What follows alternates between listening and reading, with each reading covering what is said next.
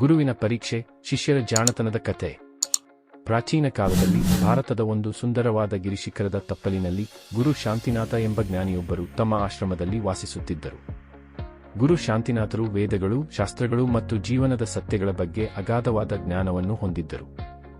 ಅವರ ಆಶ್ರಮದಲ್ಲಿ ಹಲವಾರು ಶಿಷ್ಯರು ತಮ್ಮ ಜೀವನವನ್ನು ಜ್ಞಾನದ ಅರಸಿಕೆಗೆ ಮೀಸಲಿಟ್ಟಿದ್ದರು.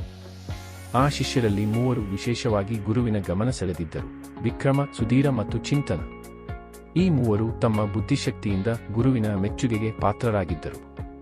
ಆದರೆ ಗುರು ಶಾಂತಿನಾಥರಿಗೆ ಒಂದು ದಿನ ತಮ್ಮ ಶಿಷ್ಯರ ಜಾಣತನವನ್ನು ಪರೀಕ್ಷಿಸಬೇಕೆಂಬ ಆಲೋಚನೆ ಬಂದಿತು. ಒಂದು ಶುಭ ದಿನದಂದು ಗುರು ಶಾಂತಿನಾಥರು ತಮ್ಮ ಶಿಷ್ಯರನ್ನು ಆಶ್ರಮದ ಮಧ್ಯದಲ್ಲಿರುವ ದೊಡ್ಡ ಬಾಳೆಹಣ್ಣಿನ ಮರದ ಬಳಿ ಕರೆದರು. ಶಿಷ್ಯರೆಲ್ಲರೂ ಗುರುವಿನ ಆದೇಶವನ್ನು ಗೌರವದಿಂದ ಪಾಲಿಸಿ ಕುತೂಹಲದಿಂದ ಒಂದೆಡೆ ಸೇರಿದರು. ಗುರುವಿನ ಕಣ್ಣುಗಳಲ್ಲಿ ಒಂದು ತುಂಟತನದ ನಗು ಮಿಂಚಿತು. ಅವರು ಶಿಷ್ಯರನ್ನು ಉದ್ದೇಶಿಸಿ, ನನ್ನ ಪ್ರೀತಿಯ ಶಿಷ್ಯರೇ, ನೀವೆಲ್ಲರೂ ಜ್ಞಾನದ ಮಾರ್ಗದಲ್ಲಿ ಸಾಗುತ್ತಿದ್ದೀರಿ.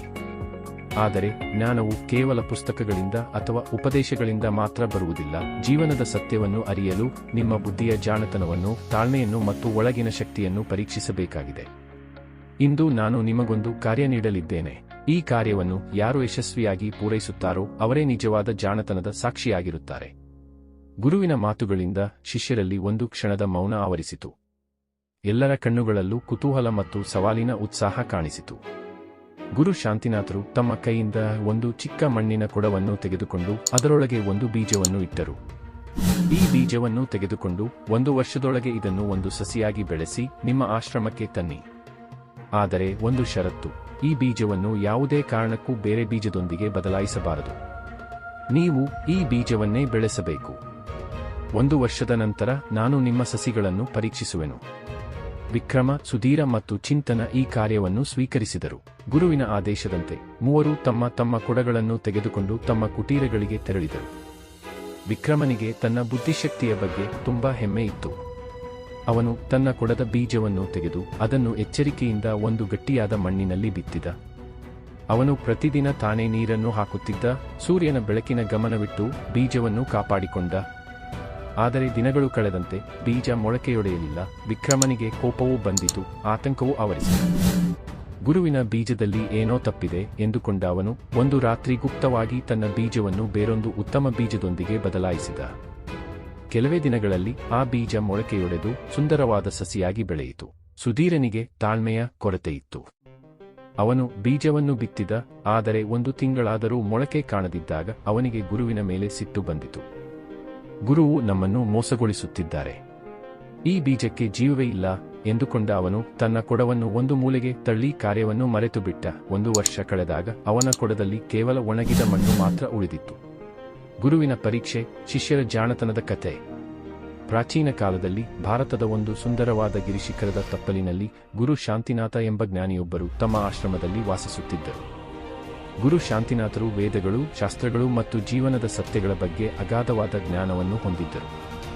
ಅವರ ಆಶ್ರಮದಲ್ಲಿ ಹಲವಾರು ಶಿಷ್ಯರು ತಮ್ಮ ಜೀವನವನ್ನು ಜ್ಞಾನದ ಅರಸಿಕೆಗೆ ಮೀಸಲಿಟ್ಟಿದ್ದರು. ಆ ಶಿಷ್ಯರಲ್ಲಿ 3 ವಿಶೇಷವಾಗಿ ಗುರುವಿನ ಗಮನ ಸೆಳೆದಿದ್ದರು: ವಿಕ್ರಮ, ಸುಧೀರ ಮತ್ತು ಚಿಂತನ. ಈ 3 ತಮ್ಮ ಬುದ್ಧಿಶಕ್ತಿಯಿಂದ ಗುರುವಿನ ಮೆಚ್ಚುಗೆಗೆ ಪಾತ್ರರಾಗಿದ್ದರು. ಆದರೆ ಗುರು ಶಾಂತಿನಾಥರಿಗೆ ಒಂದು ದಿನ ತಮ್ಮ ಶಿಷ್ಯರ ಜಾಣತನವನ್ನು ಪರೀಕ್ಷಿಸಬೇಕೆಂಬ ಆಲೋಚನೆ ಬಂದಿತು. ಒಂದು ಶುಭ ದಿನದಂದು ಗುರು ಶಾಂತಿನಾಥರು ತಮ್ಮ ಶಿಷ್ಯರನ್ನು ಆಶ್ರಮದ ಮಧ್ಯದಲ್ಲಿರುವ ದೊಡ್ಡ ಬಾಳೆಹಣ್ಣಿನ ಮರದ ಬಳಿ ಕರೆದರು. ಶಿಷ್ಯರೆಲ್ಲರೂ ಗುರುವಿನ ಆದೇಶವನ್ನು ಗೌರವದಿಂದ ಪಾಲಿಸಿ ಕುತೂಹಲದಿಂದ ಒಂದೆಡೆ ಸೇರಿದರು. ಗುರುವಿನ ಕಣ್ಣುಗಳಲ್ಲಿ ಒಂದು ತುಂಟತನದ ನಗು ಮಿಂಚಿತು. ಅವರು ಶಿಷ್ಯರನ್ನು ಉದ್ದೇಶಿಸಿ, ನನ್ನ ಪ್ರೀತಿಯ ಶಿಷ್ಯರೇ, ನೀವೆಲ್ಲರೂ ಜ್ಞಾನದ ಮಾರ್ಗದಲ್ಲಿ ಸಾಗುತ್ತಿದ್ದೀರಿ. ಆದರೆ ಜ್ಞಾನವು ಕೇವಲ ಪುಸ್ತಕಗಳಿಂದ ಅಥವಾ ಉಪದೇಶಗಳಿಂದ ಮಾತ್ರ ಬರುವುದಿಲ್ಲ. ಜೀವನದ ಸತ್ಯವನ್ನು ಅರಿಯಲು ನಿಮ್ಮ ಬುದ್ಧಿಯ ಜಾಣತನವನ್ನು, ತಾಳ್ಮೆಯನ್ನು ಮತ್ತು ಒಳಗಿನ ಶಕ್ತಿಯನ್ನು ಪರೀಕ್ಷಿಸಬೇಕಾಗಿದೆ. ಇಂದು ನಾನು ನಿಮಗೊಂದು ಕಾರ್ಯ ನೀಡಲಿದ್ದೇನೆ. ಈ ಕಾರ್ಯವನ್ನು ಯಾರು ಯಶಸ್ವಿಯಾಗಿ ಪೂರೈಸುತ್ತಾರೋ ಅವರೇ ನಿಜವಾದ ಜಾಣತನದ ಸಾಕ್ಷಿಯಾಗಿರುತ್ತಾರೆ. ಗುರುವಿನ ಮಾತುಗಳಿಂದ ಶಿಷ್ಯರಲ್ಲಿ ಒಂದು ಕ್ಷಣದ ಮೌನ ಆವರಿಸಿತು.